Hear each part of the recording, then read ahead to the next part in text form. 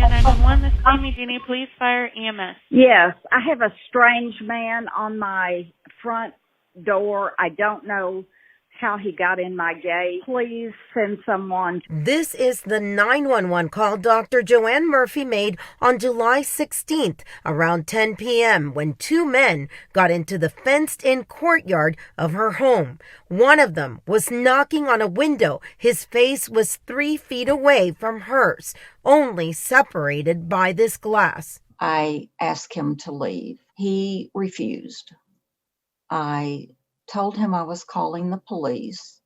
He threw up his hands and said, I'm coming in. We're hearing that 911 call for the first time, redacted by the San Antonio Police Department. And he's not leaving. Okay, was he knocking on the door? Yes. Okay, did he say anything or no? I told him to leave, and he just won't. He's standing there using his phone. There's somebody with him. So it's two people outside the door now? Yes, and it's just me and my grandson. Dr. Murphy waited for what seemed an eternity. When you called 911 to the time they showed up, the officers showed up, how long was that? In excess of an hour, maybe an hour and 15 minutes. I can't tell you specifically, but over an hour. Over an hour hunkered down in her bedroom, holding on to a gun to protect her 13-year-old grandson. I will send officers out there. Did you want to speak with them or just reporting? I can speak with them. I want somebody out here. Okay, I'm going to send someone out there. I just need to know if you want to speak with them or just reporting for now.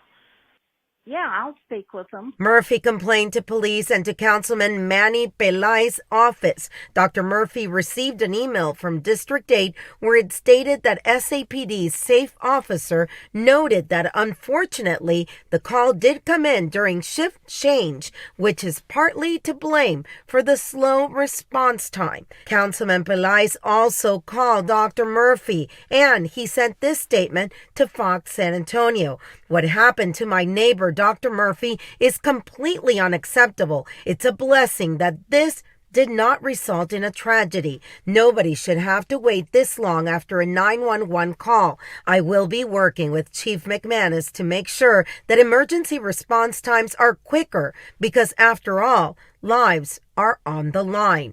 According to the latest data on the city website that we could find in 2018, response to all calls, which means an overall average of all responses, was 18 minutes and 6 seconds.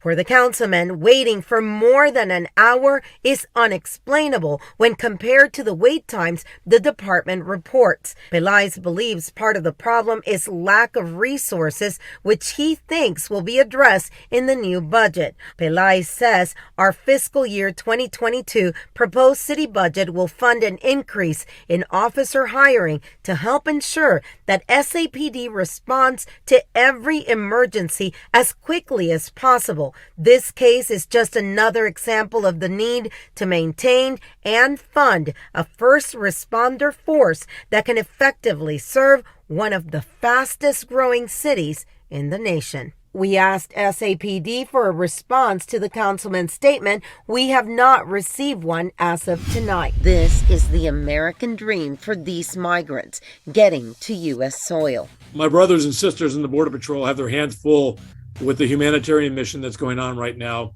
with the amount of people. This is also the dream of criminal organizations, since they're banking on the effects of this surge of migrants to impair the ability to keep drugs from being smuggled into the U.S. What I can tell you is that the DEA offices in Del Rio and Eagle Pass are extremely busy, and what is going on with narcotics trafficking is directly impacting San Antonio. Opportunity has allowed the cartels to push bigger loads of meth and fentanyl than ever before, according to Dante Sorianello, who's in charge of the San Antonio area of operation for the DEA, which includes Eagle Pass and Del Rio. In the last 2 weeks, we've seized over 170 kilograms of methamphetamine in separate enforcement actions.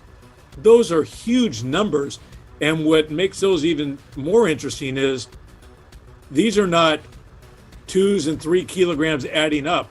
One of these seizures was in excess of 100 kilograms of methamphetamine. Another one was in excess of 40 kilograms of methamphetamine. What keeps Sorianello up at night is not the 170 kilos they confiscated. It's the amounts that get through. Obviously, we know that we are not getting it all. And then there are the counterfeit drugs, which account for the largest percentage of what is being seized. Counterfeit pills cooked by people Sorianello says don't know what they're doing. A few weeks back, we seized 75,000 fentanyl-laced fake oxycodone pills. So you have these counterfeit pills that are out there containing fentanyl, which potentially, if you take one that is a hot load of fentanyl in that pill, you could overdose and die. Don't do it. Fake Adderall, fake oxycodone, fake pills that look legitimate are hitting the streets, killing more Americans in drug overdoses than ever before. If you're not prescribed to take these pills by a physician, don't do it. You are playing Russian roulette with your life. Federal prosecutors claim Juan Enrique Kramer and Adriana Pastor told investors they were buying completed turnkey restaurants in San Antonio, Austin, El Paso, and Houston, but in some cases delivered nothing of value and used the money on personal expenses. In April, federal agents raided this house in Stone Oak where Kramer and Pastor lived. The expanded indictment charges them with wire fraud, conspiracy, and failure to file taxes.